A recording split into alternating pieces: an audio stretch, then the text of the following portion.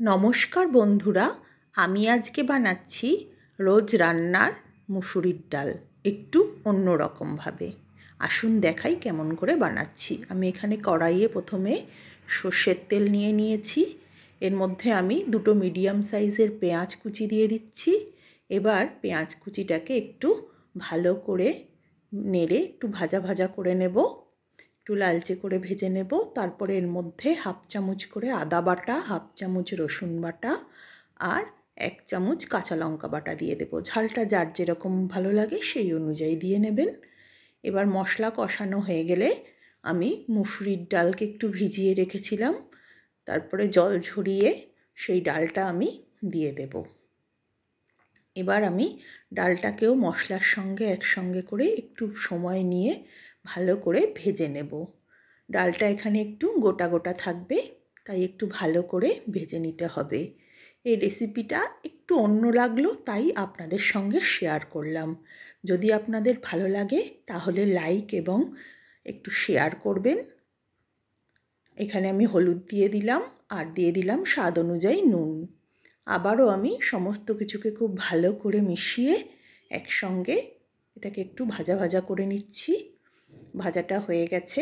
এবার আমি অল্প পরিমাণে জল দিয়ে দেব। আমি এখানে জলটা স্টেপ বাই স্টেপে দেব।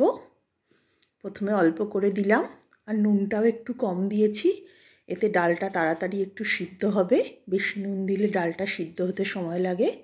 এইভাবে আমি 5-10 মিনিট মতন লো ফ্লেমে ঢাকা দিয়ে ডালটা সিদ্ধ করে নিলাম। তারপরে আমি এর মধ্যে সামান্য চিনি আর একটু জিরের গুঁড়ো দিয়ে দিচ্ছি। তারপরে আবার সমস্ত কিছুকে ভালো করে একটু মিশিয়ে নিচ্ছি। এবার আমি আবার এর মধ্যে দিয়ে দিচ্ছি দুটো মিডিয়াম সাইজের টমেটো আর দিয়ে দেব আর 1 চামচ মতন নুন, যাতে টমেটোটা ভালো মতন গলে যায়। এবার সমস্ত কিছুকে ভালো করে মিক্সড করে নেব। তারপরে আমি এর মধ্যে দিয়ে দেব আরও একটু পরিমাণ মতন জল, যাতে ডালটা একটু ভালো মতন সিদ্ধ হয়ে যায়। আর যে যেরকম পছন্দ করেন, কেউ যদি ঘন ডাল খেতে পছন্দ করেন তাহলে জল কম দেবেন। আমাদের বাড়িতে একটু পাতলা ডাল পছন্দ করে, তাই আমি একটু জল দিলাম বেশি। এবার এটাকে ভালো করে 10 মিনিট মতন ফুটিয়ে নিলাম। ডালটা রেডি হয়ে গেছে। এবার আমি এর মধ্যে দিয়ে দেব ফোড়ন। আমি এখানে ফোড়নটা পরে দিচ্ছি, কারণ ফোড়নের গন্ধটা তাহলে খুব ভালো থাকবে। সর্ষের তেল নিয়ে নিয়েছি, এর মধ্যে শুকনো লঙ্কা আর রাঁধুনি আমি ফোড়ন দিয়ে দেব। ফোড়নটা যাতে না জ্বলে যায় তাই একটু লো ফ্লেমে ফোড়নটা দিয়ে নিলাম।